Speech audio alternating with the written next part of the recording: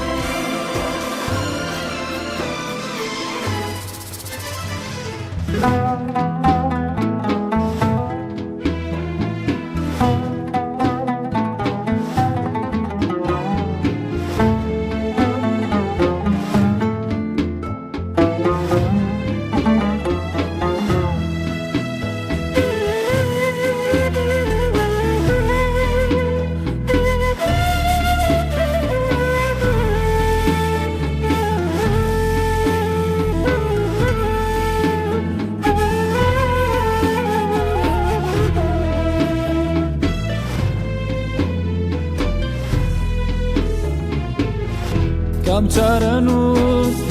ئەم ژان و ناسۆرەی پێبەخشی شەنگاڵەکەم کام چەپۆکە ئەم ئازارەی پێڕابینی شەنگاڵەکەم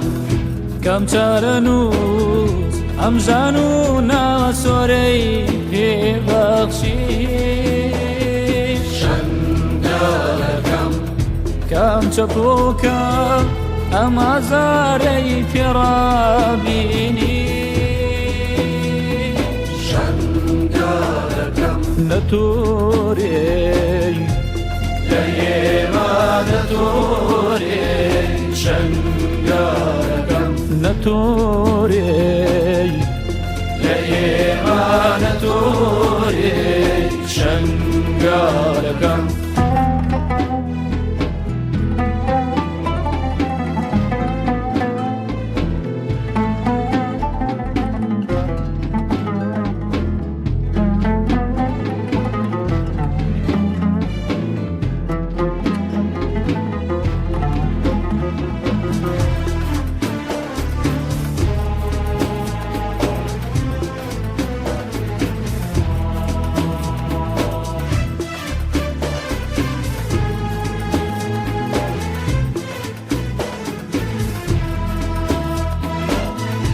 ئێمە هەموو ڕۆڵەی تۆین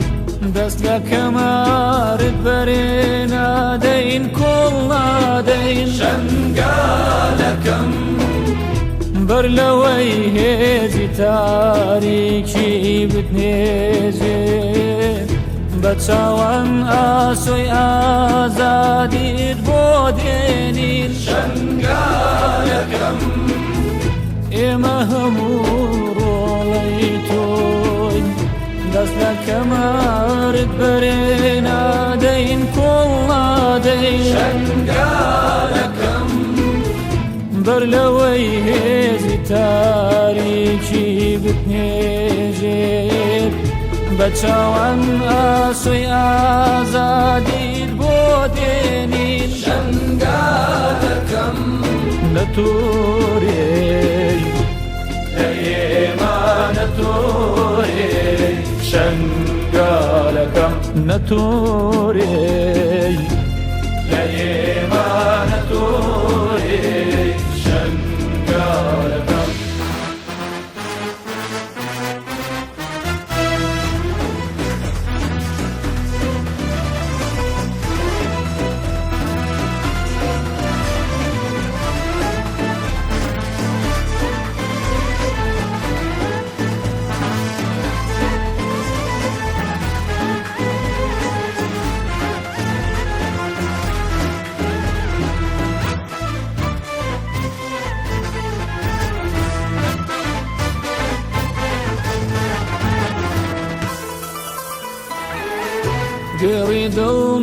مانسی درونمان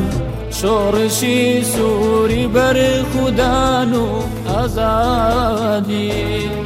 گرد و مانسی درونمان شورشی سوری بر خودان و آزادی روزی رونو چغمغی شادید بودینین روزی رونو چغمغی شادید بودینین روزی رونو چغمغی شادید بودینین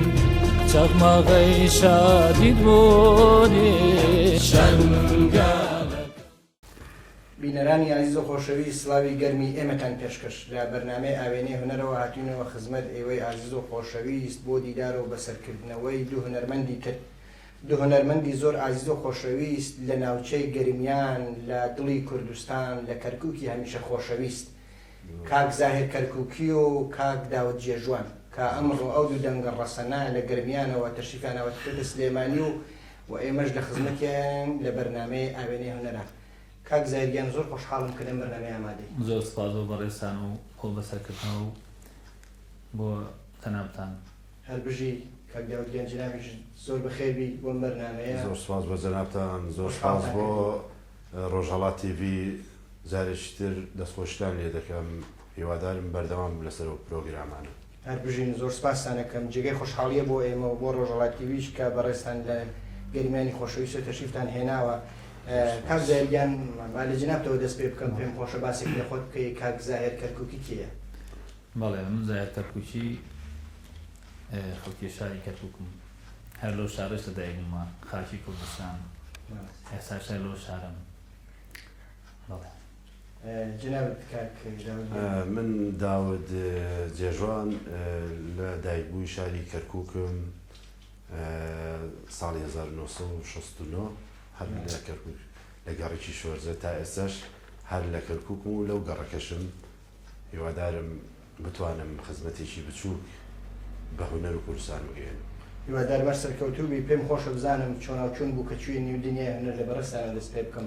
دوایچمە خزمەت کاک زاهریش باس لە خۆی بکە ئەم هونەرە جوانە کوردانە بەڵێ سپاس بۆ ئەو پرسیارە گرنگە بەڕاستی بێگومان هەمومان دەزانین کە نێوی کەرکووک بێنی واتە مەقامات واتە هونەر واتە شانۆ کەرکووک مێژوویەکی زۆر زۆر کۆنی هەیە لە بواری هونەرە کۆمەڵێکی مامۆستای زۆر بەرز لە هونەرەکاریان کردووە چی لە بەشی مۆسیقا چی لە بەشی شانۆ لە بەشەکانی دیکەش حتمما منیش لە بنەماڵەیەکی هونەردۆستم زۆر هیوایەتم هونەر بوو بە تایبەت بەشی مۆزیک بەتر هەر بە تەقلید نەبێت هەر لە سەرتاوە لە قوتابخانەوە هیوایەتم گۆرانی بوو وەکو مامۆستا عەلی مەردان وەکو مامۆستا حەسەن زیرەک تر ئەو هونەرمەندانە کاریگەریشی زۆریان کردە سەرم و هەوڵمدا لە ڕۆژێکە بتوانم خزمەتێکی بچووک بە هونەری کوردی بگەێنم هیوادار مەر سەرکەوتوبی حتمما دێمە خزمەتت کاک زاهر کە کاک داود باسی کرد لە قوتابخانەوە بەڵێ ئەی بەڕێزی لە قوتابخانەوە دەست پێ کرد وە کەرکووک هەیەی لە قوتابخانەوە دەست پێ بکەن وەک شارەکانی تر چون پێشتر لە سلێمانی وا بووە مناڵان لە قوتابخانەوە ئێستا ژەروایە فێری مۆزیک و گۆرانیانەکەن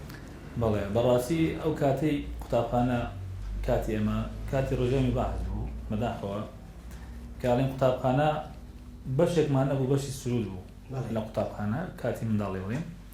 ئەتی لەو کاتە سرودیان پێوتم هەڵیان ئەستا مامۆستاکانی تۆ دەنگ خۆشە سرود بڵێ و بەو شێوازە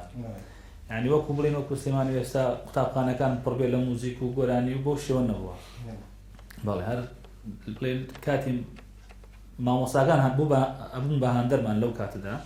مەسەڵەن قوتابەکانیان تاقیە کردیان کامە دەنگی خۆشە بۆ سرود ئەو کاتە هەر سرود بوو ینی هەر دەجار گۆرانیان پێمانەوە گۆرانی ئاسایی بەو شێوازە بووە بڵێ بە شوێکی پرۆفشناڵی نەبووە ئەی بەڕێز لە لای چ مامۆستایەکەوە بڵێ من بڵێن بە تەواوی لە دوای پرۆسی ئازادیەوە لە 2013 لەگەڵ کاک داودا سەرەتا وتی تیپێکەیە لە ڕەحیماوە گەڕێکی لە ڕەحیماوە تازە دامەزراوە پێم خۆشە ئەگەر لە بواری هونەری تێ حەزەکەن لەگەڵمان بیت ئەو کاتە پێم خۆش بوتم تۆزێک لە دەف شارەزاییم هەیە ئیتر سونووسێکم کۆمەڵی هاوڕێ بەخۆ بەڵشکۆ بوونەتەوە خەریکی تەمرین شتیوا بوون ئەمەی شۆک و سەرەتایە چون زۆر خۆشحاڵ بوون یەکەم کارم لێوە بوو لە 2013ەوە هەم بە دەف بەشدار بووم هەم بە گۆرانێکش لەسەر شانۆ بەشدار بووم کۆنسێرتێکرا بۆ یادی ڕزگارکردنی شاری کەرکووک لەو کاتەوە دەستم کرد بە کاری هونەری هیوادارمە سەرکەوتووی کاک داوت بەڕێزت کە هەم پێش ڕاپەڕین و هەم دوای ڕاپەڕین کە سێرت کرد ئازادکردنی کوردستان پێشتر هونەر چۆن بوو لە شاری کەرکووک کە ئێوە ئازادکردن دەستێت بێ ئێستا چۆنە جیاوازی ئەو دوانە چییە ئێستا ئێوە ئەبینی ئازادترە و بەتاکید حتما پێش ڕوخانی ڕژێم کۆمەڵێکی هونەرمەندی زۆر بەتوانە هەبوو لە کەرکووک توانای گۆرانیان هەبوو توانای شانویان هەبوو لە هەموو بوارەکانە توانیان هەبوو بەڵام کێشە چی بوو کە هەستیان بکردایە تۆ هونەرمەندی توانات هەیە شتێک پێشەکەی سروودیان پێتەوت ئەو کاتە سروودیان پێتەوت تۆ ناتوانێت هیچی کە بڵێیت کورسە لە کێشەی ئێمە ئەوە بوو بەڕاستی توانەوان هەموو بەڵام نەمانەتوانی زیاد بچینە پێشەوە لەبەرەوەی سرود بەسەر ئەو ڕژێمەیان نەڵێن بەڵام تر بۆ خۆمان هەر هەڵمانەدا دانەبڕین لە هونەرەکە یعنی ئەوە بوو بربەستێکەوە بە باڵای ئاسانە خوێنی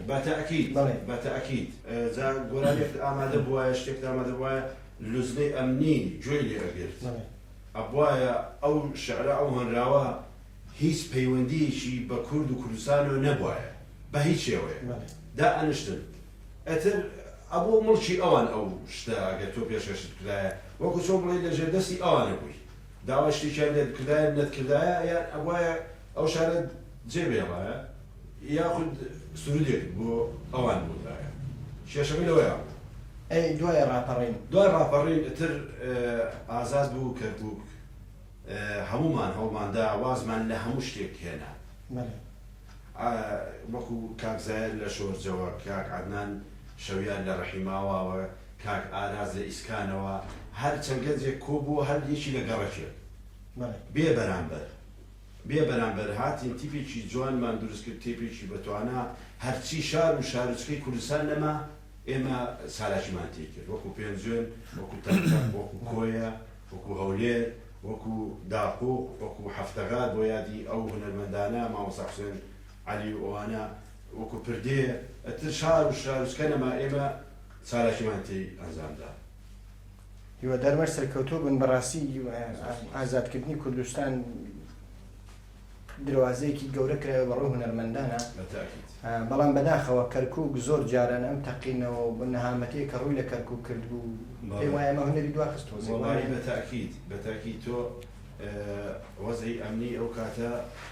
هیچ لایەنێکی ئەتوانی کۆنتڕۆڵی ئەو وەزع بکات چونکە سەرەتا بوو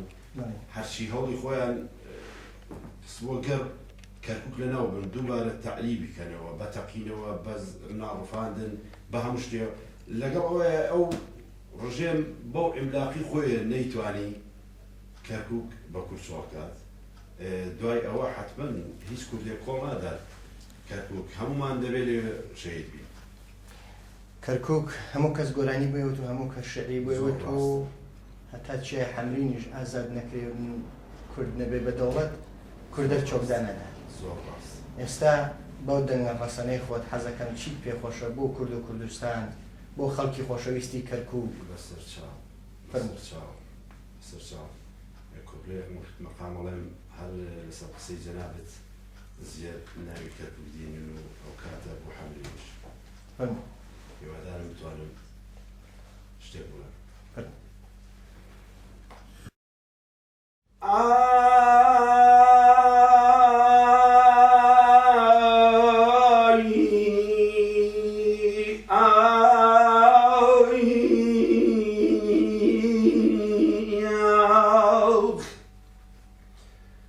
کەرکووک تەنها وەساوتێ گڕی ئاگرەکەت نەبینم ئاوی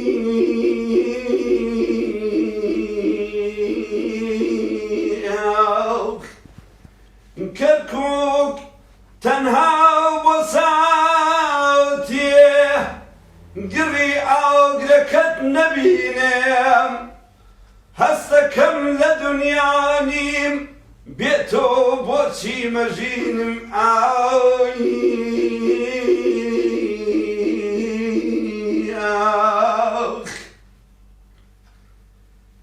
جەنە دەوەرە باو کوڵمی سوورت تێر بمژم جەنە دەوەرە باو کوڵمی سوورت تێر بمژم ئەی حەمرینی لەش خوێناوی ئەوە هاوتین لە لوتکەدا سەنگە دەگرین من پێشمەرگە و تۆ بڕوامی ئەیوەرە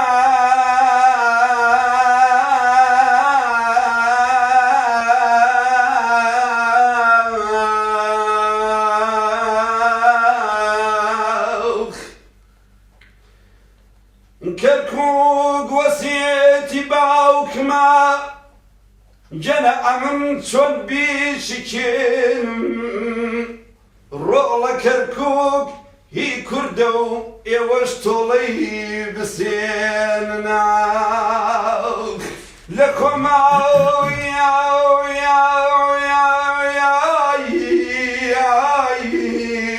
لە خۆم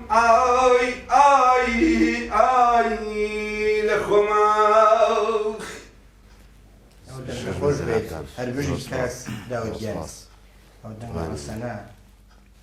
پێم وایە حەزم دنگی کەک ناسریشە بەتاکیت هەر بژی کاک زایدیان پێم خۆشە باسێک لە ماڵی مەقام بکەی لە کەرکووک ئەو ماڵی مەقامەت چییە چۆن دامەزراوە کێ تێدا بەشدارە مامۆستاکانی کێن فەرموو بەڵێ بە خۆشحاڵیەوە کە ئێمە بنکەیەکمان هەیە لە شاری کەرکووک ناوەندی عەلیمەردان لە ژێر دەستی کۆمەڵێ مامۆستای بەتوانە دانراوە بەڵام مێژوەکەی نازانم لە ساڵی چەندە دامەزراوە بەڵام خۆشحاڵم کە ئەبینم ناوەندێکی لەو شێوە هەیە ناوەندی عەلیمەردان مامۆستا نورەدین وەکو مەقامبێژ مامۆستا میقدادە لەوێ دەسەڵێتەوە مامۆستا عومەر درێژە تیپێکیان نییە بڵێم توانن لە هەموو شارەکان بەشدارن وەکو لە نیسەد بەشدار بن وەکو ناوەندەکە لەسەر ناوچەی گەرمیان وەکو مەقامات بەڵێ ئەو ناوەندێکە بۆ فێرکاری بۆ ئەو هونەرمەندانی کە حەزیان بە مەقامە بیانێ شارەزایان هەبێ لە مەقامەکان بە تایبەتی ئەو مەقامەکانی ناوچەی گەرمیان لەژێر دەستی ئەو هونەرمەندانە دامەزراوە تا ئیسەش بەردەوام و بە خۆشحاڵیەوە پێما بێت چەندها قوتابیشی بەرهەمێناوە لە ڕێی مەقاماتەوە بۆ خۆت سەردانی وێت کردووە وەڵاهی سەردانم کردووە بەڵام وەکو ژەنیارە سەردانم کردووە نەو وەکو قوتابیەک تاکو فێری مەقامەکانم بەداخەو کاتیەوەم نییە بتوانم پێم خۆشە یعنی لایەنەدا فێری مەقامەکانم بەڵام مەقامەکان لەوەندا ئاسان نییە وەکو چۆن قوتابیەک سەرداتێتە قوتابخانە وانە فێرەبێت ئەو مەقامانەش پێویستە لەژێر دەستی ئەو مامۆستایانە فێربیت ئەو مەقامانە ئەوان کە هەمویان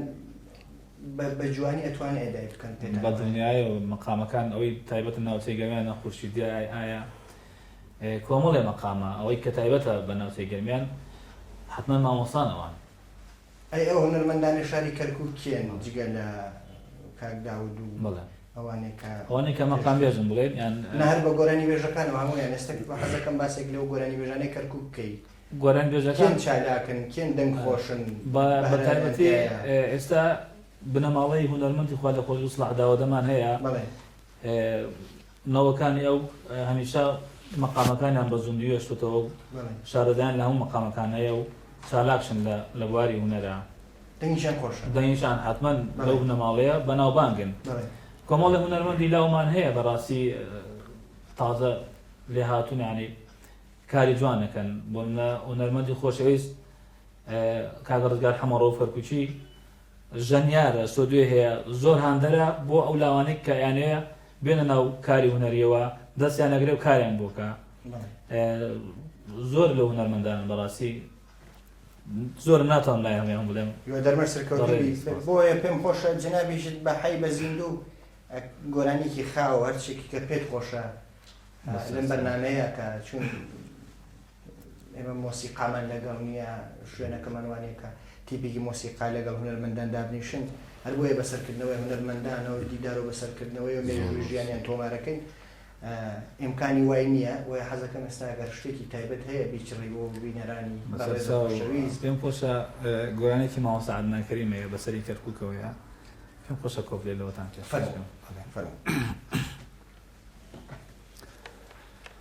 سەدای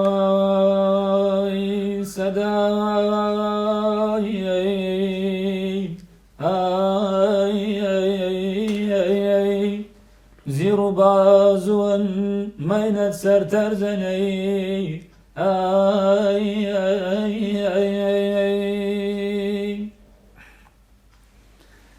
بلبل فداتم بلبل فداتم حەیرانی سۆز و دەنگ و سەداتم حەیرانی سۆز و دەنگ و سەداتم دەمێکم مەیلی لە یارانەکەم تا سەیدی دەری نازدارانەکەم بدا لە شەقەی باڵی نەرم و سووک بڕۆ تا چەمی خاسەی ناو کەرکووک بدا لە شەقەی باڵی نەرم و سووک بڕۆ تا چەمی خاسەی ناو کەرکووک ئەو دەمتە خۆش بێت هەر بژیت سپاس بۆ کاک عەدنان کەریم بە دەنگە ڕەسەنەکەی و بە سۆزەکەی کە هەمیشە لە زۆر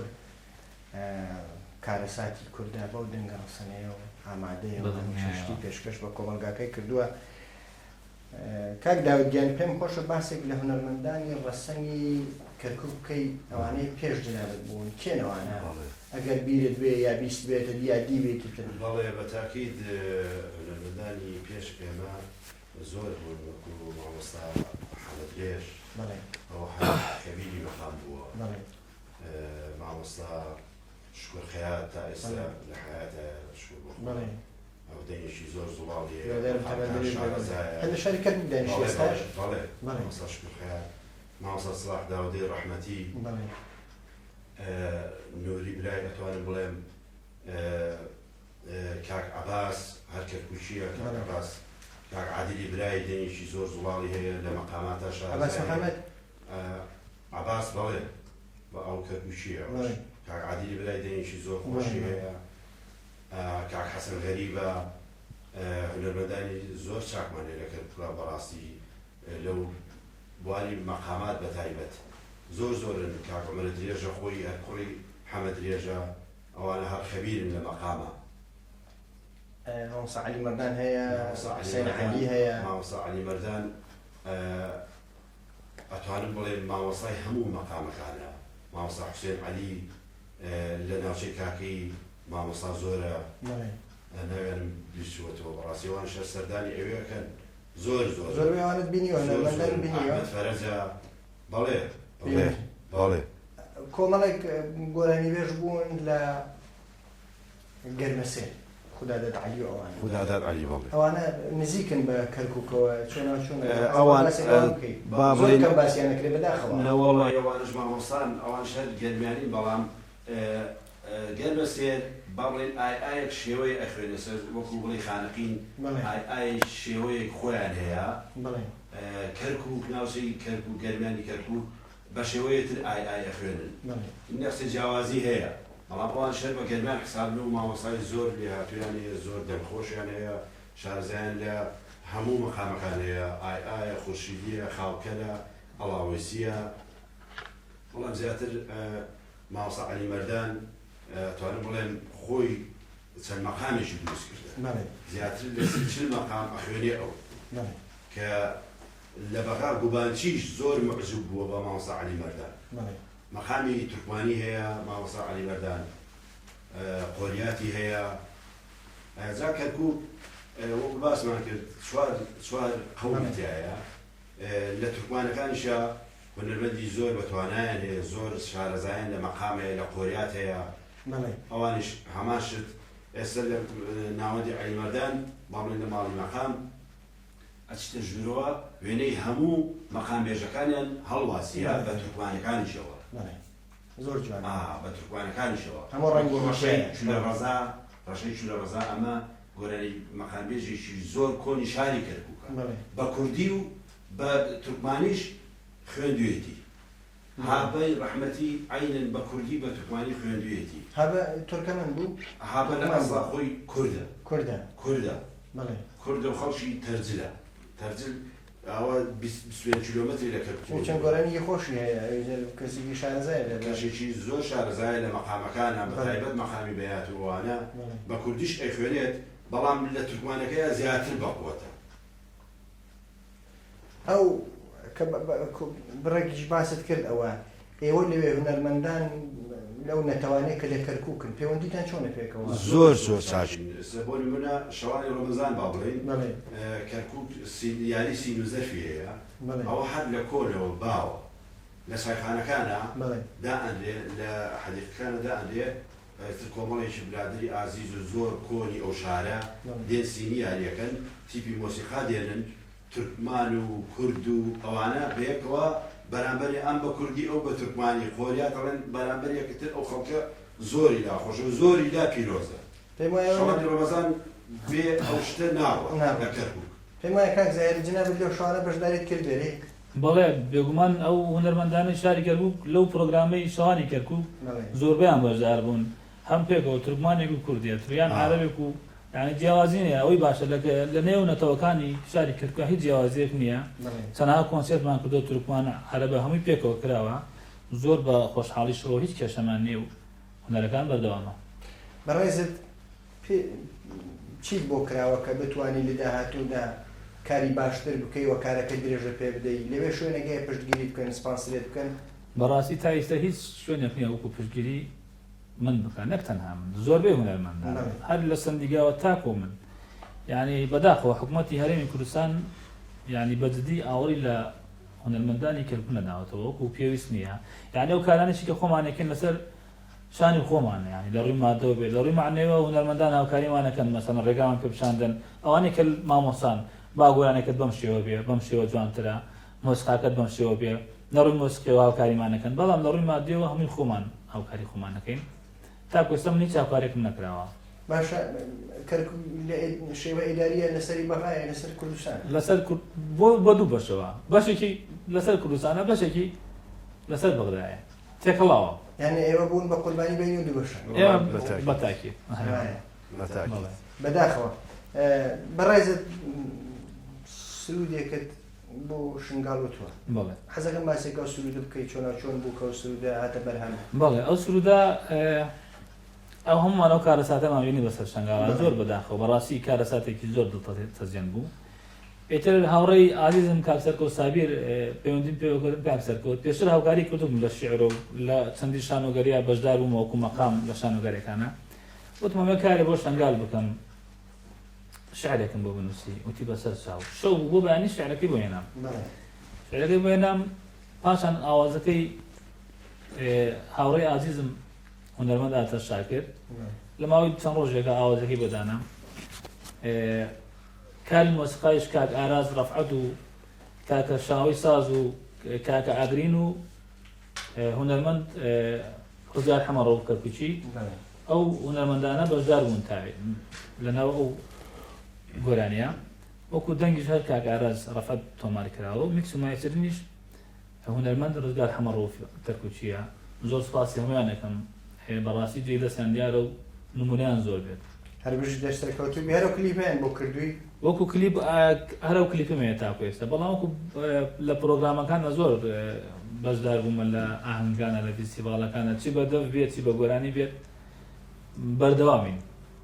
دەمە سەرکەوتوو بن بەڕاستی ئەوەی کە باست کرد کە دیارە باسی دەرد و ڕەنج و گرفت و هونەرمەندانی ناوچەی کەرکووک و ناوچەکانی گەرمەسەریش بۆ خوارەوە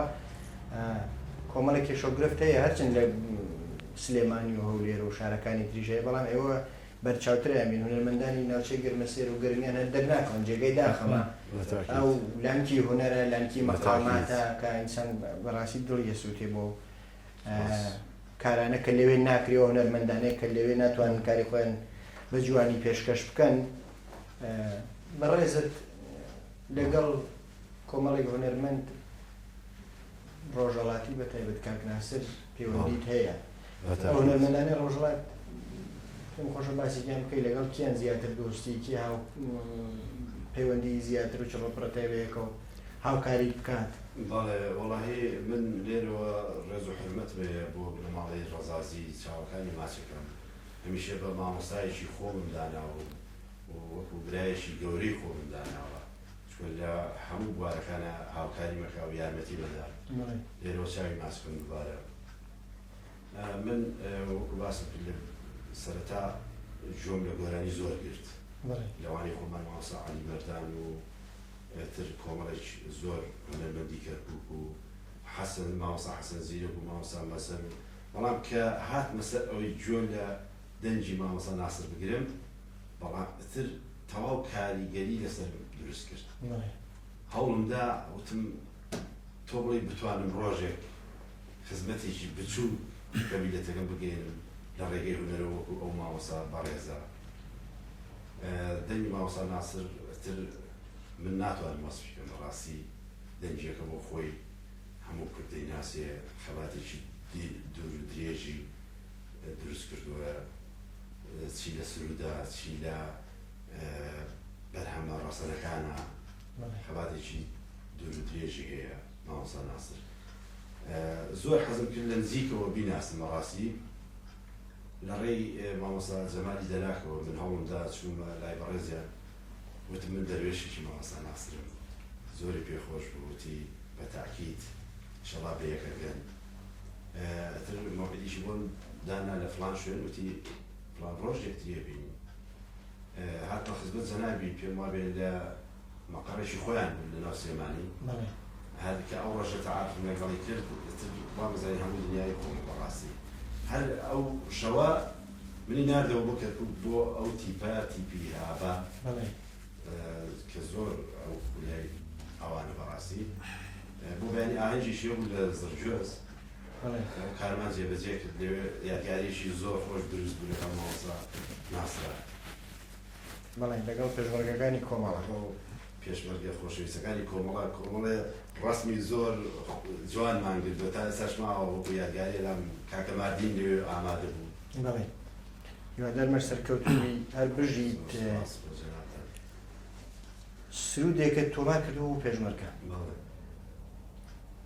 پێشمەرگە گیانی بۆ نیشتمانە بەتاکید ئەوەی کە پێشمەرگە کردی و ئەیکا باس ناکرێت ژیان فیدایی ئەوان باس ناکرێت بەڕاستی من کە سرودێکم بۆ پێشمەرگە وتووە شتێکی زۆر زۆر بەسیط و زۆر سەهلە بۆ پێشمەرگە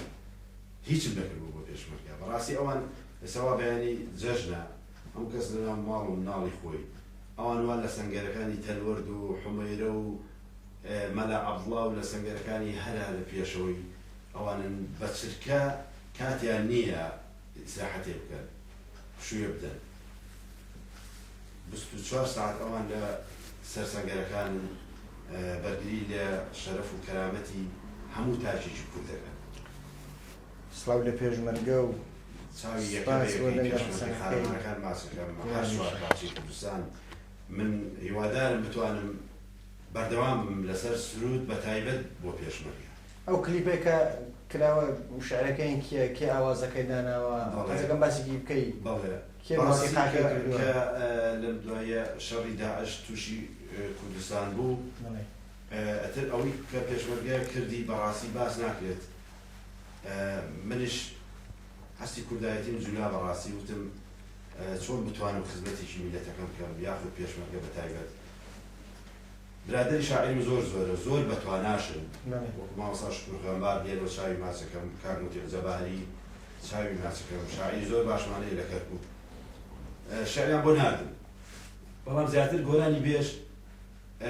ئەگەر بتوانێت خۆی شتێک بنووسێ لەگەڵ ئەحساسی لەگەڵ ناو دڵی خۆیەتی ئەتوانم بڵێ بۆ شعرانە ئەوان پێیاندام لەوەی من جوانتریش بێت هەستی توی پارە ناکە بەڵێ هەستان خۆم ئەو شتە نووسی زۆر قەناعەتم پێ بوو ئەجا زۆر وازوازشم لەو بوارەیە زۆر پرسەکەم یعنی یەکێک لە خۆم بچووکترش بێ زۆر تەبیعیە پرسی پێەکەم شعرەکە پیشان چەند برادەریشی عەزیزم داوتیان شتێکی زۆر جوانە دەوتم مادام شتێکی زۆر جوانە هەڵسام ئاوازێکم بۆیدان ئەو ئاوازەشان خۆم دامنا بەڵام ئەوەی لەناو سرودەکەی وەکو شێعر ئەیخوێنمەوە کۆپلەیەکی مامۆستا شکور غەمبارە کۆپلەیەکی موتیع جەبارێ بەڵام شعری سرودەکە هی خۆمە و ئاوازەکەشی خۆمە کاری کلیپەکەی کاروان و کاک ئیڤان و کاکە سالیمش مونتاژی کردووە توانێت بڵێم هەر وەکو بێ بەرامبەر ئەو شتیان بۆ کرد من لێرە و چاویان ماسیکەم زۆر هاوکاریان کرد بەڕاستی لە تایتڵەکەیان ناوی ڕێکخراوەکانشم نووسیە بەڵام زۆر بەداخەوە هیچ هاوکاری ئێویان نەکرد هەمووی لەسەر قساوی خۆمان کردومانە تەنها لێرەوە کاک شێرزاد مۆفەلی چاوەکانی ماچەکەم زۆر قارەمانە زۆر کورتپەروەرە تەلەفۆنی بۆ کردووەتی کاک داوت کاری پێویستم پێتە وەرە بۆ لام چوو لە دوای کۆمەڵە قسە و خۆشەویستی وتی سرودەکەم زۆر بەدڵە دەستخۆشی پێیەکەم بۆ پێشمەرگە ئەتر دیاریشی دامێ بەڕاستی ئەو هاوکاریەکی زۆر تەواوی کرد ئەو ئاخری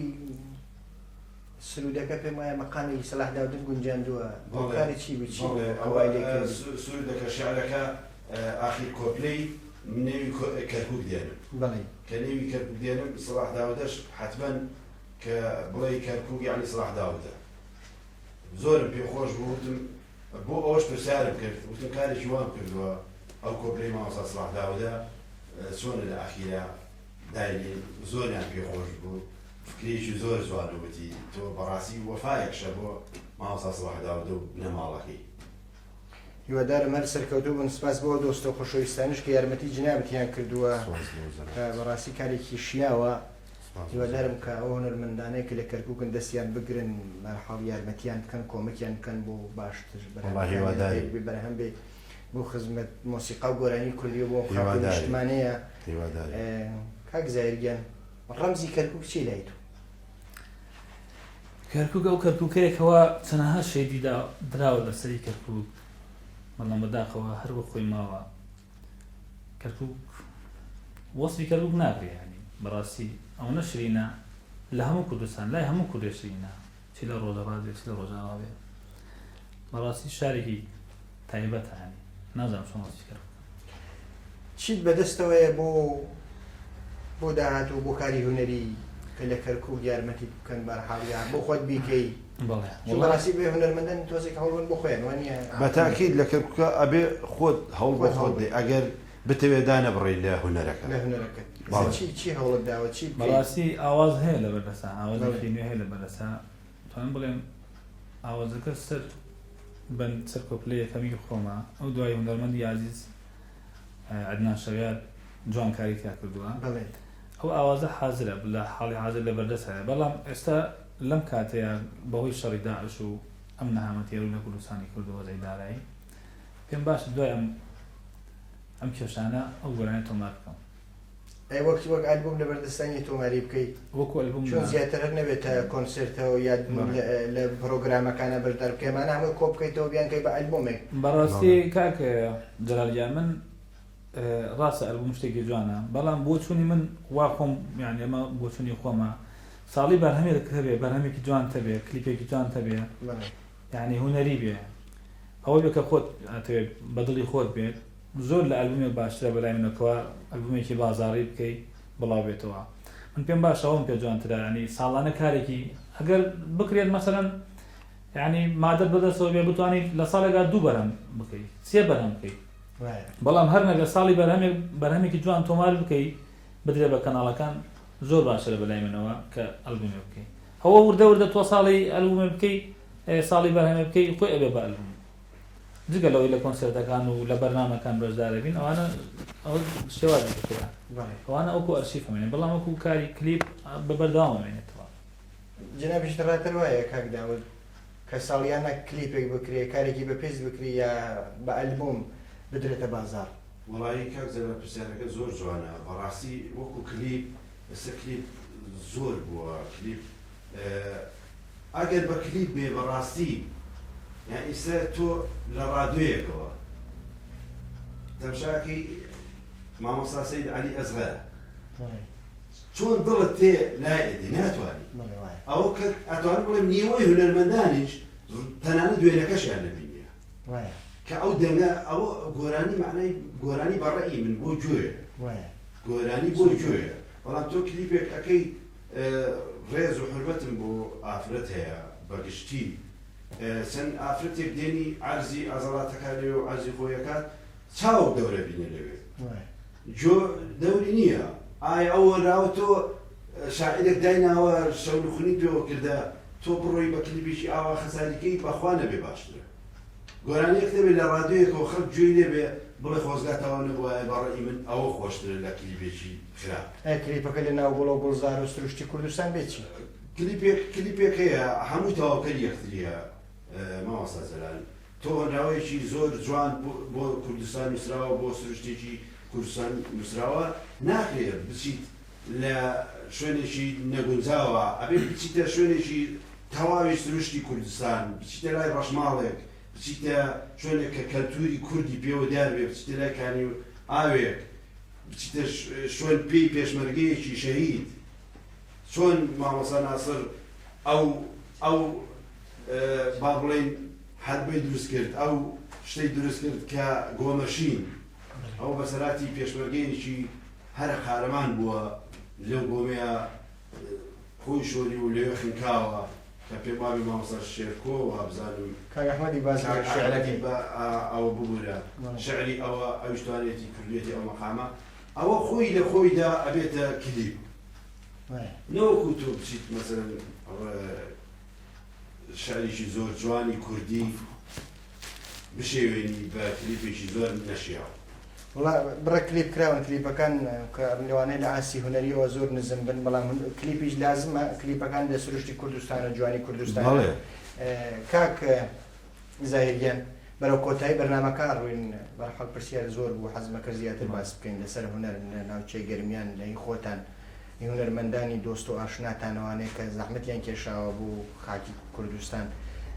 شتێکی تایبەتی هەیە من باسم نەکردوێ حەسکی خۆت باسی بکەی فەرموو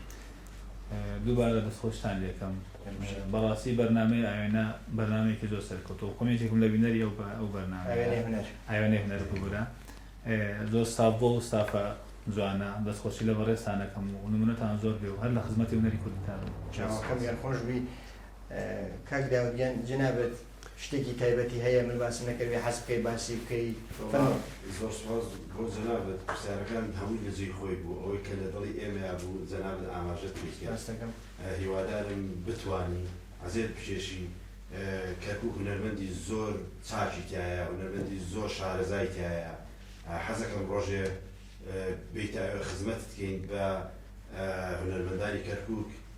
ئاشنایەتی دروستکەی لەگەڵ ئەو ناوچەیە لەگەڵ گەرمیانە لەگەڵ هەموو هونەرمەندەکانە ئەوەی ناوەندی مامۆستا عەلی مەردان تەواو شارەزان لەوێ لە مەقامەکانە هونەرمەند هەیە تا ئەستا چاوپێکەوتنی بۆ نەکراوە زۆر ئەتوانم لە ئێمەش بەتواناترن زۆر مستەحەقترن و بەرنامەکە بەڕاستی جێی خۆی کردوێتەوە لە ناو هەموو تاچێکی کورداوە من سوپاس دەکەم دووبارە سوپاس بۆ ڕۆژهەڵات تیڤی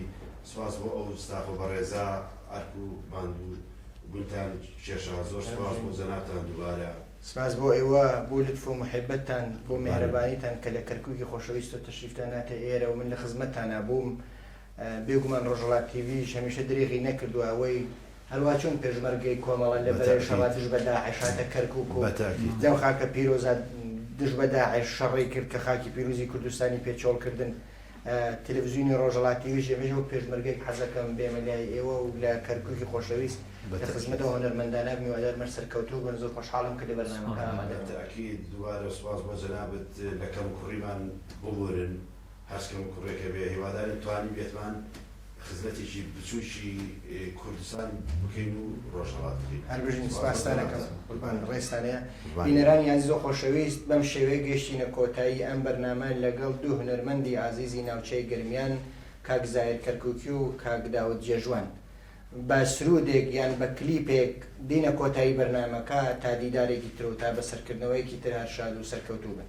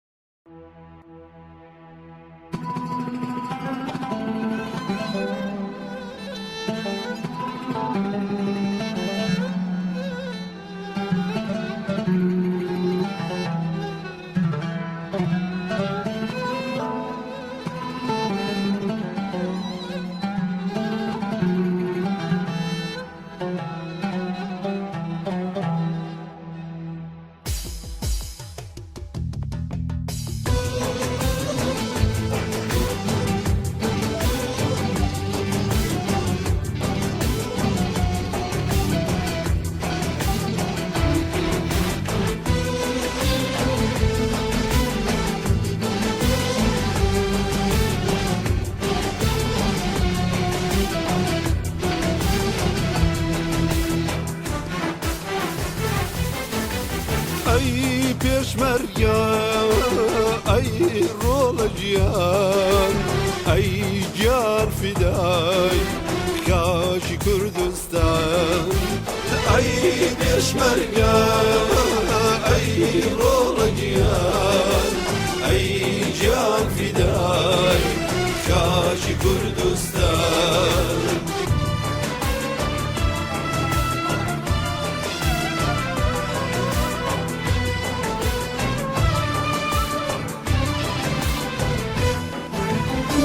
تۆمان هەبێ ئێمە سەربەرزین دوژمن بزانێ ئێمە نابەزین کێوەک ئێمەی کورد لە ژین جەنگاوە سوپاس بۆ یەزدان ئازا خوڵقاوە ئازا خوڵقاوە ئازا خوڵقاوە ئەی پێشمەرگە ئەی ڕۆڵە گیان ئەی گیان فیدای کاژی کوردستان ئەی پێشمەرگە ئەی ڕۆڵە گیان ئەی گیان فیدای کاژی کوردستان کە کاتێ چووم و سەرکەوتم بەرەو سینگی هەڵگورد لەوێ وەڕوانیم حەمرین کڕنۆش دێنێ بۆ منی کورد بەڵام ئێمەی چۆکدانە دەر ماندوونە ناسین تێکۆشەر خەباتمان درێژەی خایان وا کاروانی بەجێگەیان خەباتێکی درێژ و دوور مێژوێکی لە خوێنە و سوور پێشمەرگەی خاوەن بڕوا زۆرەگەر لە ئێمە بڕوا ورەی پێشمەرگە ئەو ڕۆزۆر بەرزە بەرگری لە خاک پیرۆزە و فەرزە ناوی کوردستان لەسەر دڵمانە دوژمن بزانی دوامە زڵمانە دوامە زڵمانە دوامە زڵمانە ئەی پێشمەرگە ئەی ڕۆڵە گیان ئەی گیان فیدای کاژی کوردستان ئەی پێشمەرگە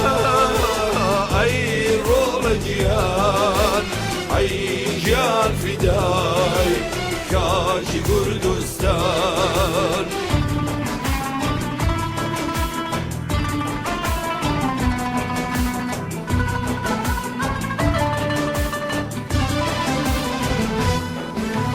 کەرکووک لەمە و دواوە کەرکووکستانی